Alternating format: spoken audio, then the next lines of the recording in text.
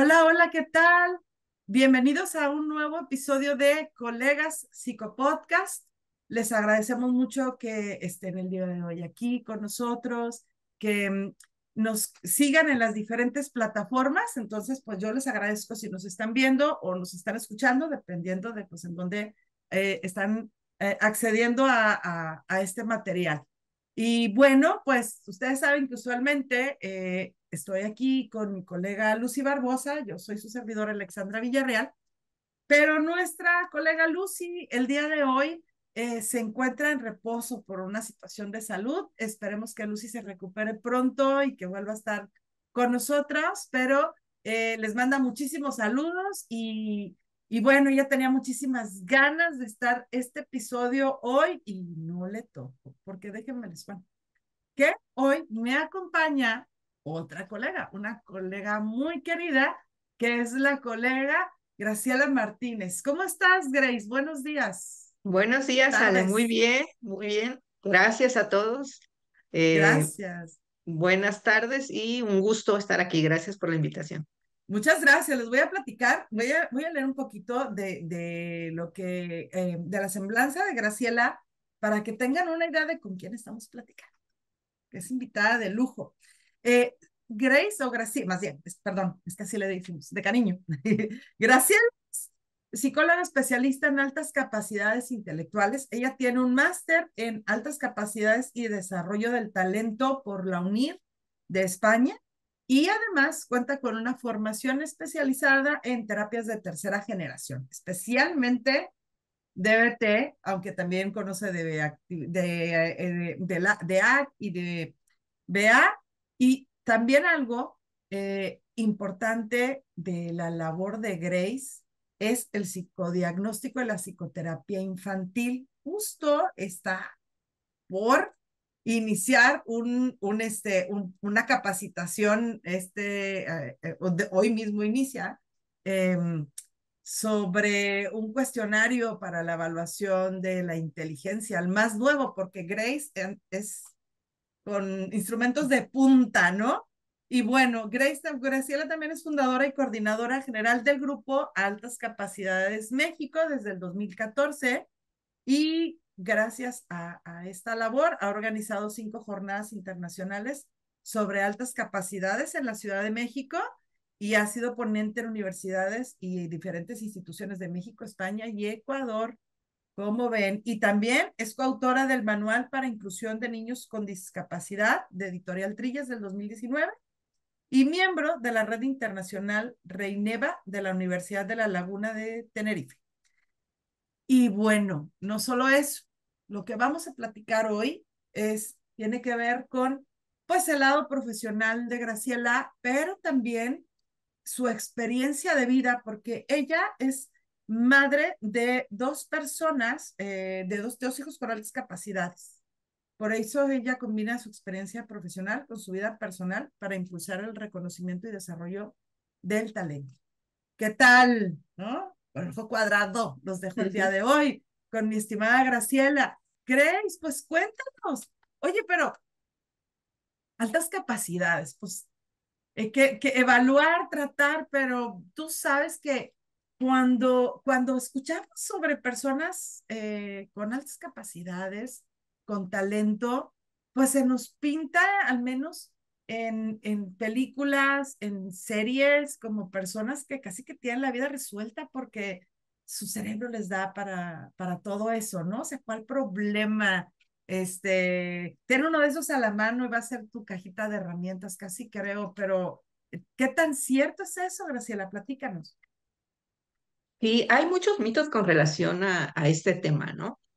Eh, bueno, y cuando hablamos de altas capacidades, que ya es un término o un concepto más actualizado, que podríamos hacer correspondencia con altas capacidades igual a alta inteligencia. Aquí en México, se le conocen como aptitudes sobresalientes, es el término que maneja Secretaría de Educación Pública, pero ciertamente, como dices, hay muchos mitos, ¿no? Es un tema poco conocido aquí en México, porque en otros países nos llevan 30, 40 años de ventaja, ¿no? Por ejemplo, en Estados Unidos, este, tenemos a un especialista reconocido a nivel internacional, que es Joseph Renzulli. Yo creo que tú también lo has escuchado porque Sí, sí. déjenme decirle que Al es mamá también de dos hijos con altas capacidades y Sí, pues en un tiempo estuvo muy vinculada, ¿no? con este tema. sí, Eh, esta persona, este especialista, mm, empezó a implementar sus programas, ¿no? Sus programas derivados de las investigaciones que hacía hace ya 30 años, ¿no? En Estados Unidos. Y ahorita en la mayoría de las escuelas públicas de Estados Unidos tienen implementado el sistema, ¿no? De este investigador. Entonces, les decía, aquí en México estamos un poquito atrasados. Es un tema poco conocido y es preocupante porque incluso las personas que tendrían que conocerlo, ¿no? Aquellas que tienen, son de primera línea o de primer contacto con niños y adolescentes, muchas de ellas lo desconocen, ¿no? Estamos hablando de psicólogos, pedagogos, profesores, incluso médicos pediatras, ¿no? Psiquiatras. claro. Es un tema que tendrían que mm, por lo menos saber, digamos, lo básico, ¿no? Sin embargo, a este desconocimiento del tema se suman también los mitos, ¿no? O sea, que lo poco que sabemos, pues son creencias distorsionadas, ¿no? Sobre la alta capacidad que hemos escuchado principalmente, no sé, a través de los medios de comunicación, ¿no? Que el niño que a los 13 años ya terminó una licenciatura o que a O los 14 dos. ya está en Harvard, exacto, ¿no? Y sí, efectivamente, esos niños estarían dentro de este grupo, ¿no? De personas con altas capacidades. Sin embargo, mm, no todos los niños con altas capacidades presentan estos logros, digamos, a tempranas edades. Ujú. Estos niños, digamos que son como un porcentaje muy bajo dentro de la población o del universo de personas Ajá. o de niños y adolescentes con altas capacidades, ¿no? Entonces, cuando oímos de alguien con alta capacidad, inmediatamente nos viene, ¿no? El niño que ya a los 12 13 años terminó una carrera o está en Harvard. Ujú. E imaginamos también a un niño, no sé, que en la escuela está sentadito, que es muy bien portadito, que está poniendo atención las 7 horas, que está ahí sentado en su pupitre al pizarrón.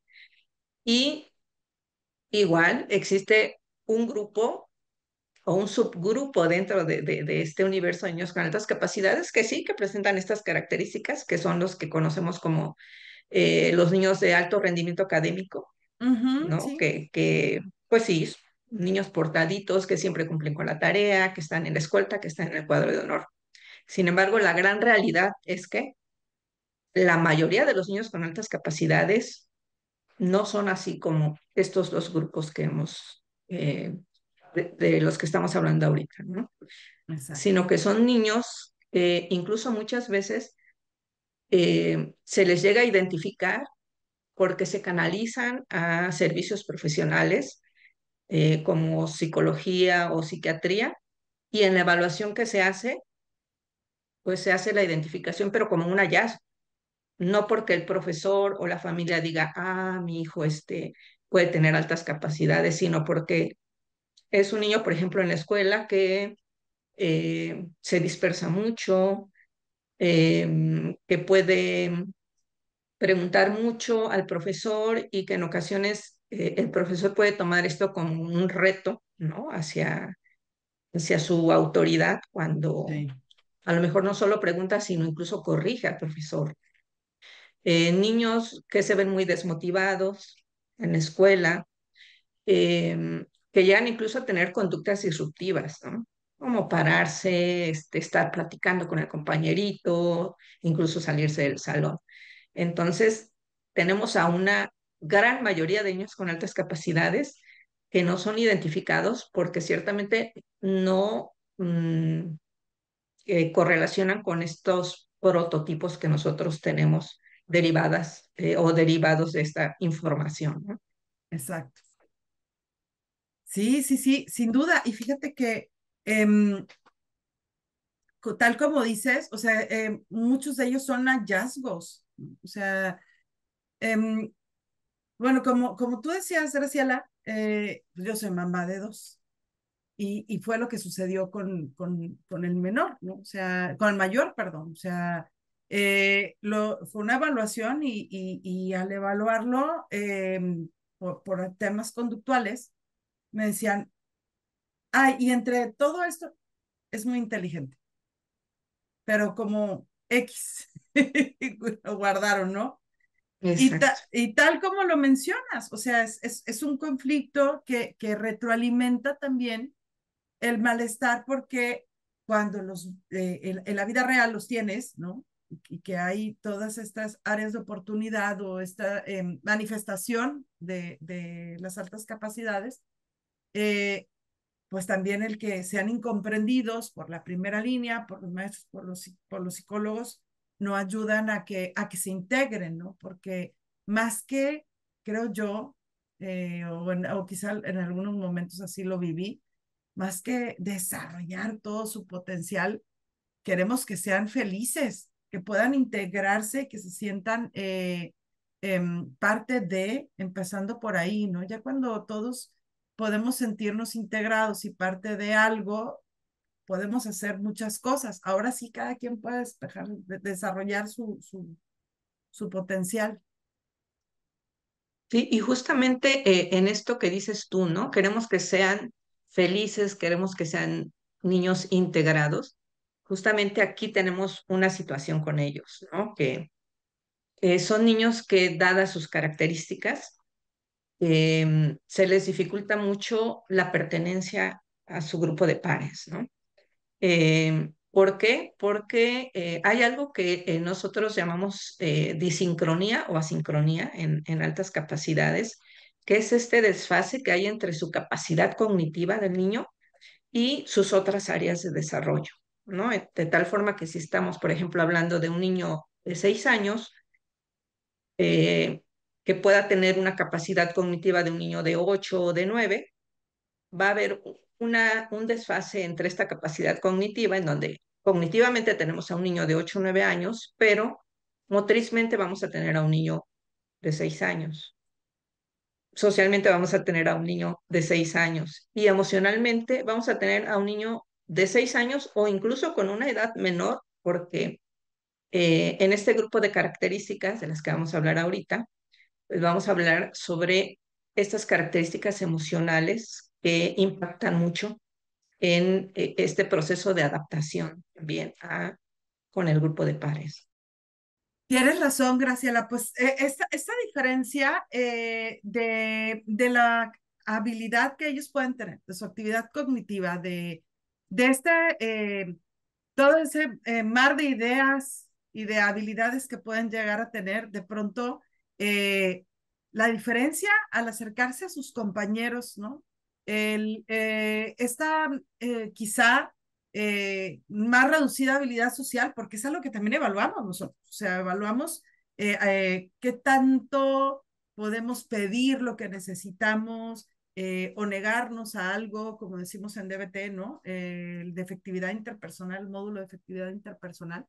Eh, y ahí digamos que tienen algún área de oportunidad, ¿no? Entonces, hay por ahí además, pues algunas situaciones que como sociedad de pronto nos pueden hacer sentir como incómodos, ¿no? De hecho, justo ayer estaba leyendo una publicación de una página que me gusta mucho que se llama Soy superdotado tu refugio, que seguramente tú también conoces, ¿no? Sí, muy Que recomendable. sí, buenísima. A mí me encanta. Hablaba del bullying y del moving en personas con altas capacidades, ¿no? Y cómo llega un punto en que cuando, pues estos niños, que no, si no son acompañados, comprendidos en su momento, cuando son adultos, pueden llegar a ocultar quiénes son y tener una repercusión, ¿no? En su estado de ánimo, a nivel emocional, etcétera, ¿no? De hecho, yo he visto eso, o sea, he visto las repercusiones de personas Es que han muy, muy tenido moving. frecuente. Ujú. Sí, sí, sí. Casos gravísimos, o sea, donde se puede llegar hasta un estrés postraumático. De hecho, ahí lo menciona, pero yo conozco a una persona diagnosticada ya, o sea, porque su ambiente no toleró la manera, sí, su manera de resolver problemas o de acercarse a las personas, ¿no? Incluso con buena fe. Y en adolescentes, uy, no, bueno, o sea, es lo que más vemos, ¿no? Justamente en esta etapa es cuando detona, digamos, esto que tú estás diciendo, ¿no? Hay una alta necesidad de pertenencia y entonces, ¿qué es lo que hacen? Pues escondo lo que soy. Entonces, si sacaba buenas notas, pues como yo sé que a mis amigos no les agradan los chicos o las chicas que sacan buenas notas, pues entonces en el siguiente examen a lo mejor sacaré un 8, ¿no? Un 7. Y en el que viene a lo mejor voy a sacar un 9 para ir ahí como compensando, ¿no?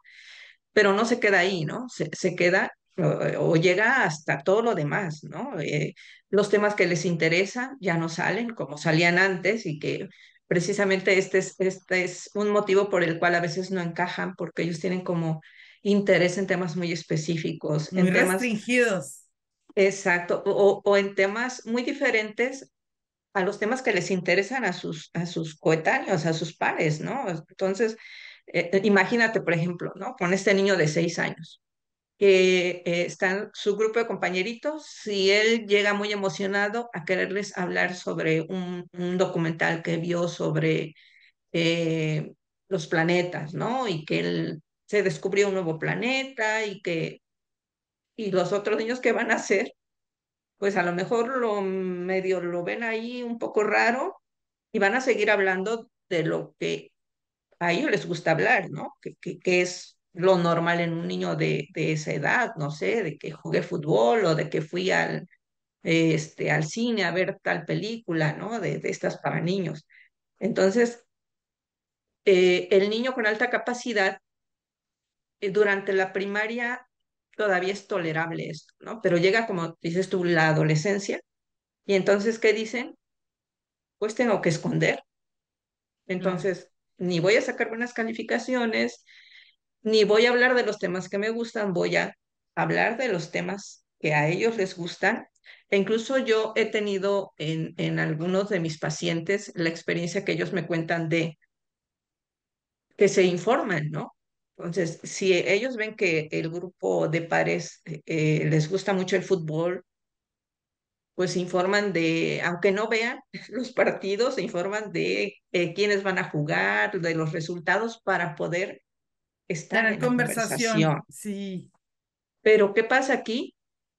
Pues que justamente en la adolescencia es cuando, ¿no?, nosotras como psicólogas sabemos, empieza este proceso de conformación de la identidad, ¿no?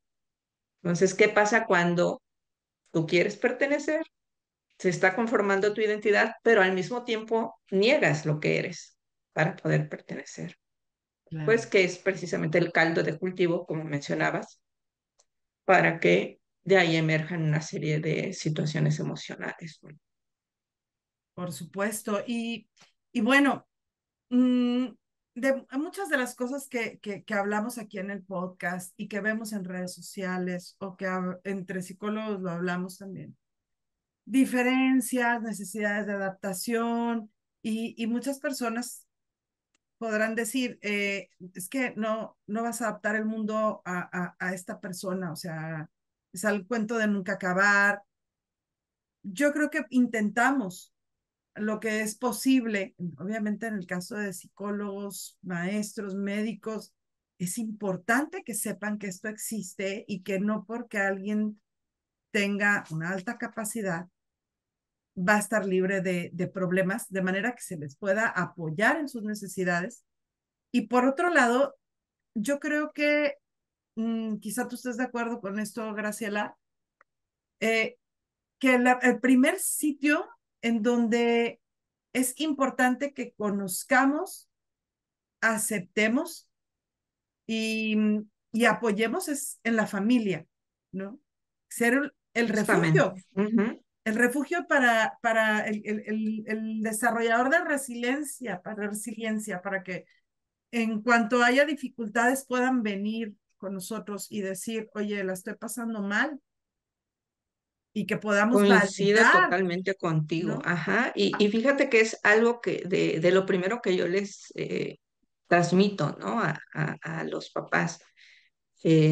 Para ellos, generalmente los contextos son hostiles, ¿no? Por estas características que llegan a presentar y que al desconocer las personas que están en los diferentes contextos donde ellos se desarrollan, pues no pueden comprender, ¿no? Y cuando tú no comprendes algo, pues tampoco puedes hacer nada como para que esa persona se sienta bien o por lo menos se sienta comprendida, ¿no? Entonces, los contextos donde ellos se desarrollan suelen ser hostiles.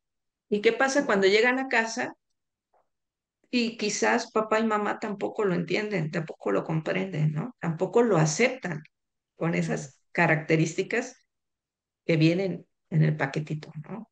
Junto con esta capacidad cognitiva, porque yo me he dado cuenta que cuando hago la evaluación, entrego el resultado, pues todos los papás, no te puedo decir, hay uno que no, pues se sienten contentos, se sienten orgullosos, ¿no? De tener un hijo inteligente.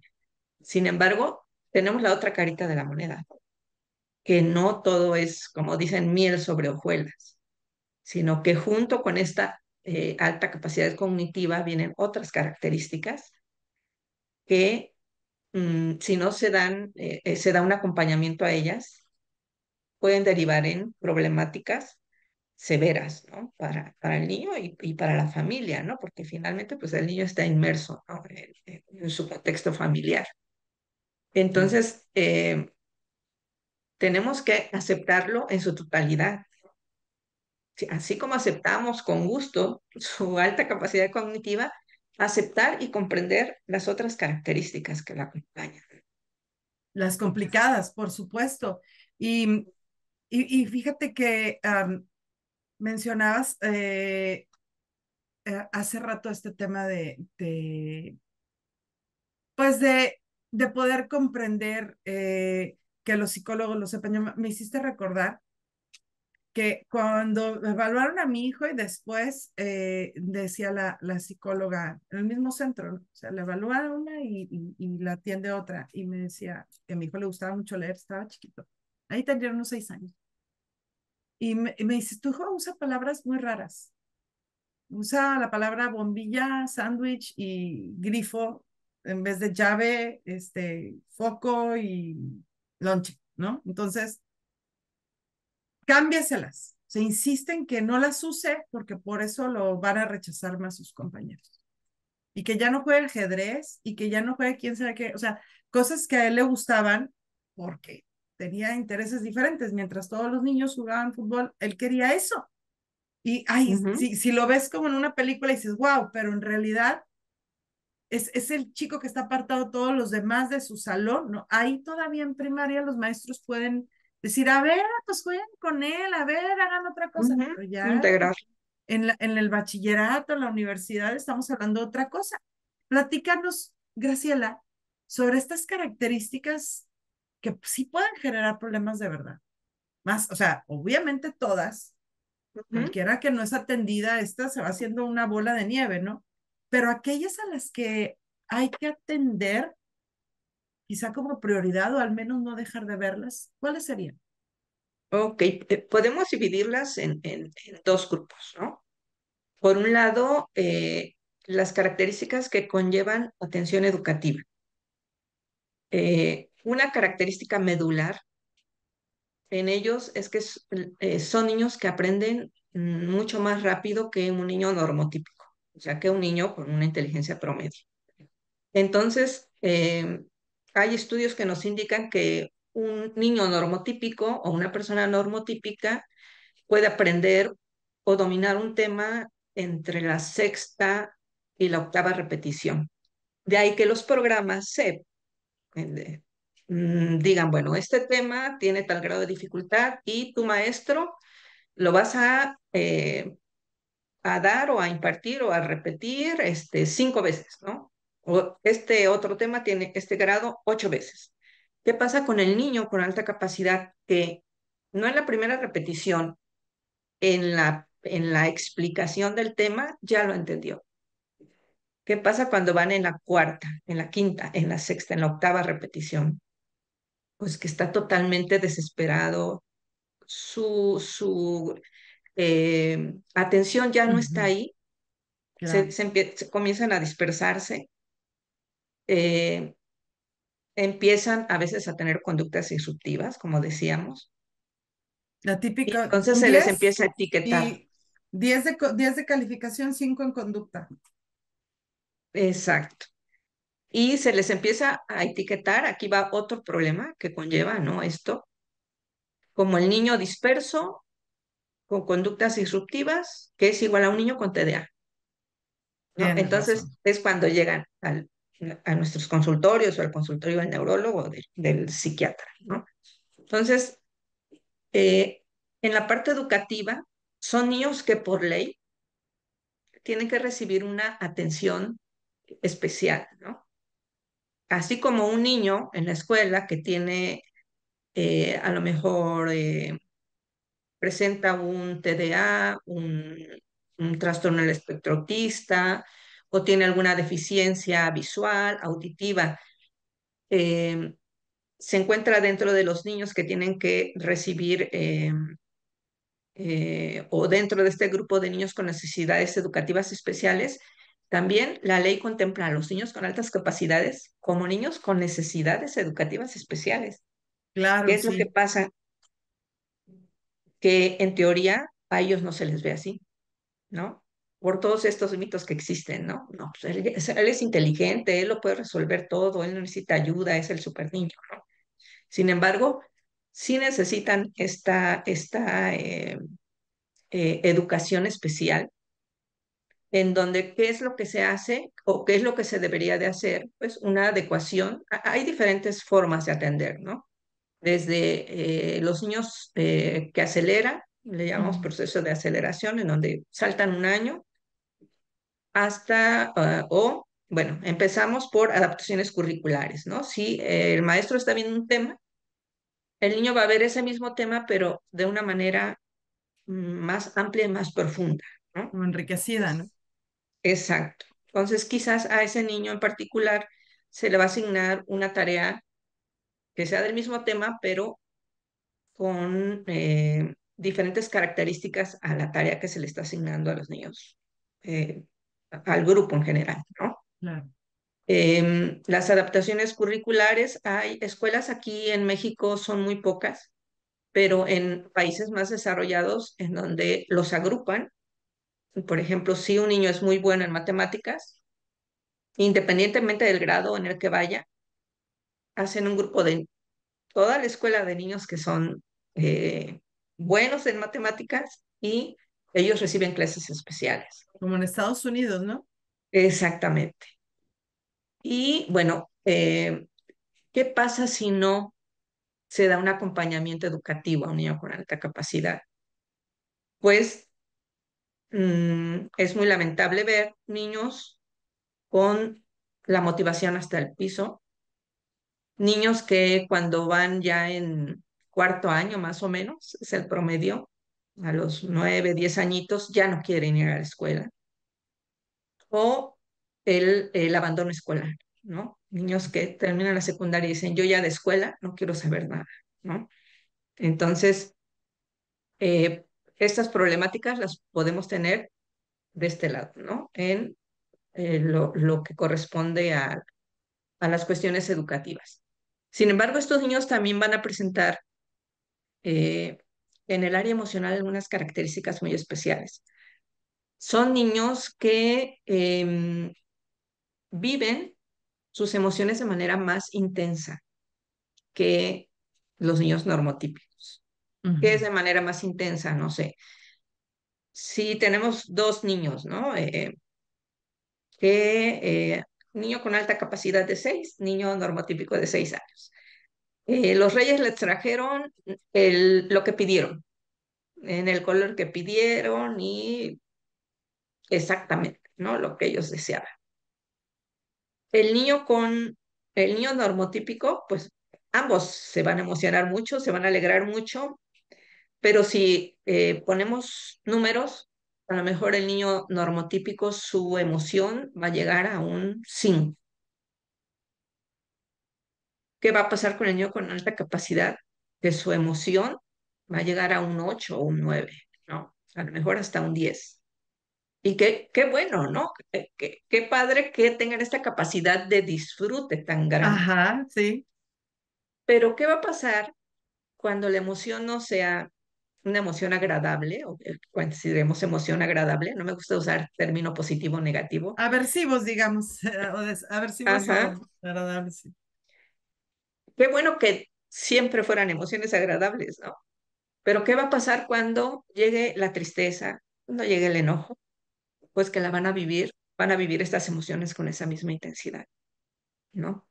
Entonces es una característica que, como todo en ellos, tiene esta doble cara, ¿no? O sea, decimos, el vivir las emociones de manera intensa mm, les da la puerta a una visión diferente del mundo, ¿no? Claro, Y bien acompañada, esta característica puede ser que ellos,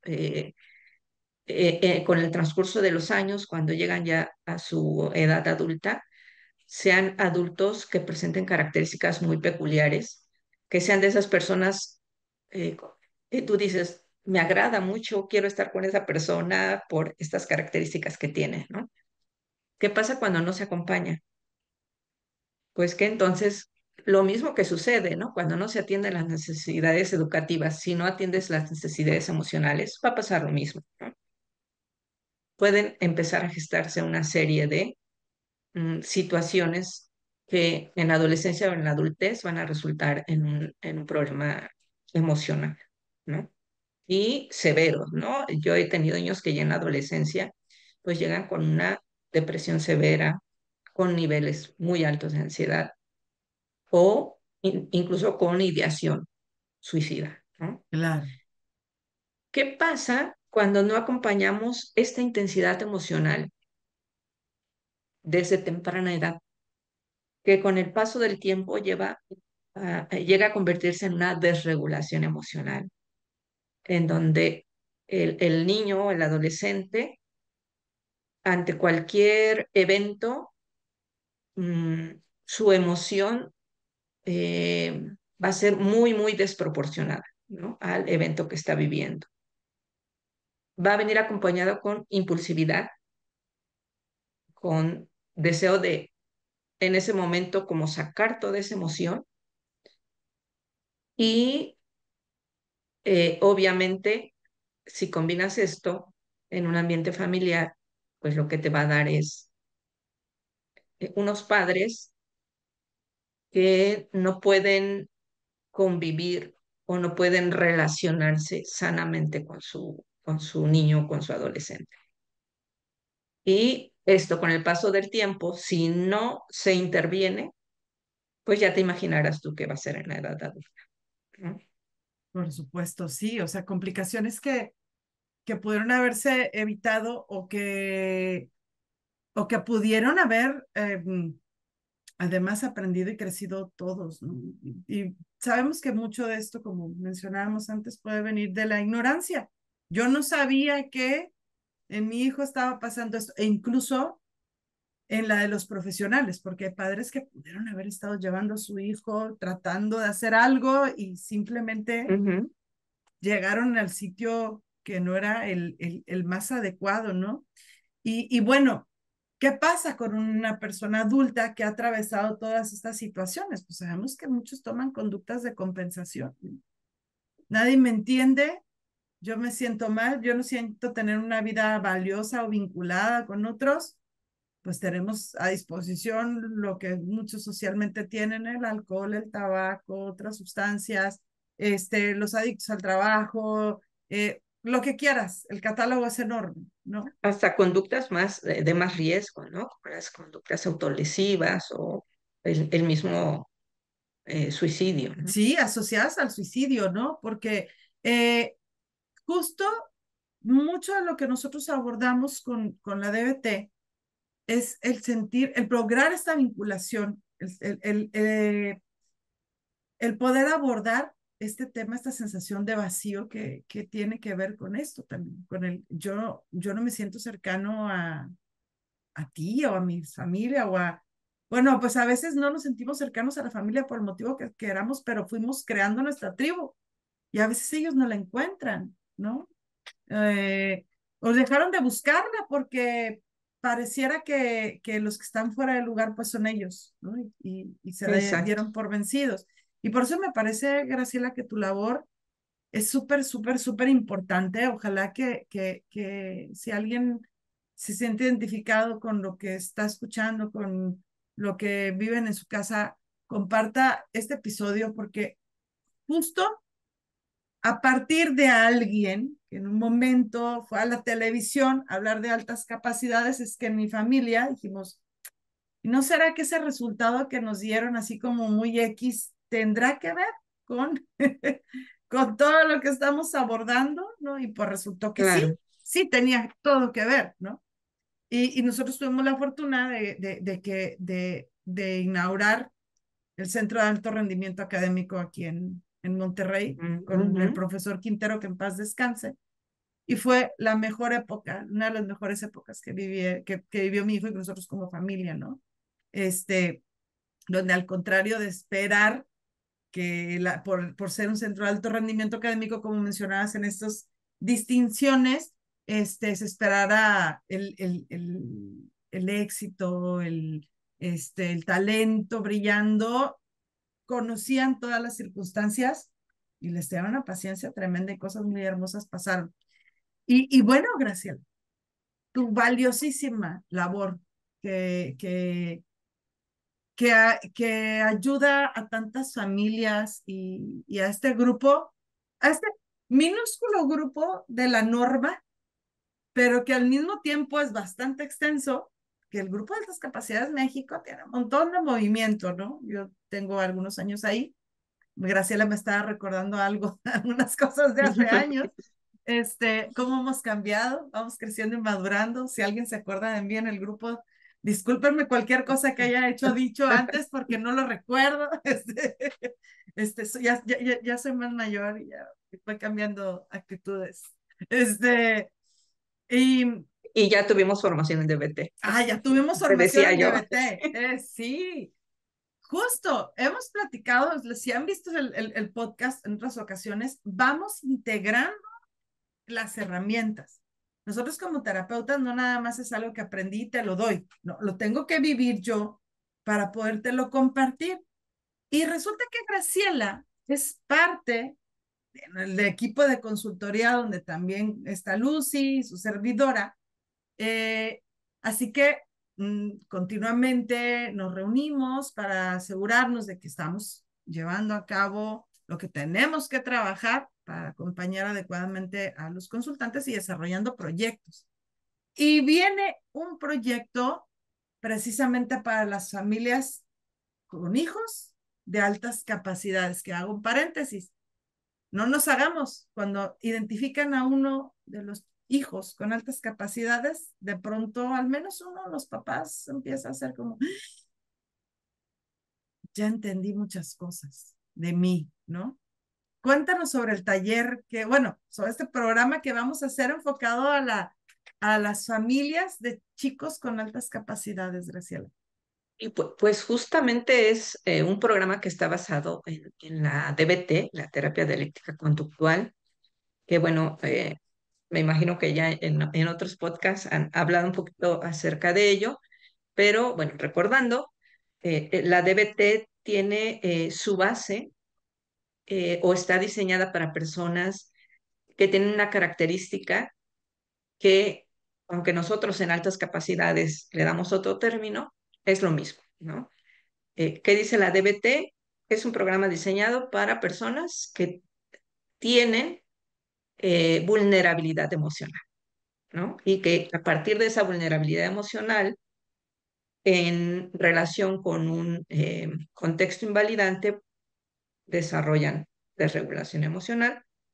Nosotros en altas capacidades a esta vulnerabilidad emocional le llamamos sobreexcitabilidad emocional. Entonces, este programa está basado en la DBT. Es un programa de 12 sesiones en donde no solo se va a dar psicoeducación a los padres, está dirigido a padres y cuidadores de chicos, adolescentes con altas capacidades. No solo se va a dar psicoeducación, sino va a haber un entrenamiento en habilidades para que estos padres, estos cuidadores puedan interactuar de una manera más comprensiva, de una manera más amorosa, de una manera en donde podamos ver aceptación de características de nuestros hijos. Sin embargo, eh, también vamos a hablar de modificación de conducta, por ejemplo, de cómo identificar en qué parte de ese proceso en donde nuestra relación no está funcionando, estamos fallando, identificar y de ahí qué podemos hacer, ¿no? Aprender todo esto, aprender las habilidades. El objetivo es eh, mejorar la relación con nuestros chicos adolescentes con altas capacidades, que puede estar afectada por esta característica de sobreexcitabilidad emocional o vulnerabilidad emocional que presentan ellos. Claro, y también en ocasiones la fricción anterior en el vínculo padre-hijo, madre-hijo, hace también que nosotros como padres tengamos una reacción quizá más intensa a las áreas de oportunidad de nuestros hijos o a esta sobreexcitabilidad emocional, que tal vez tengamos menos tolerancia, que, digo, sumando además el estrés de la vida y que a veces no es el único hijo, que tenemos a lo mejor trabajo, otras cosas que hacer, ¿no? Y yo creo que este programa también nos ayuda a nosotros poder encontrar o volver a la calma para acompañarles a ellos de una mejor manera, ¿no? Poderlos escuchar y con ello entender qué es lo que necesitan. Exactamente.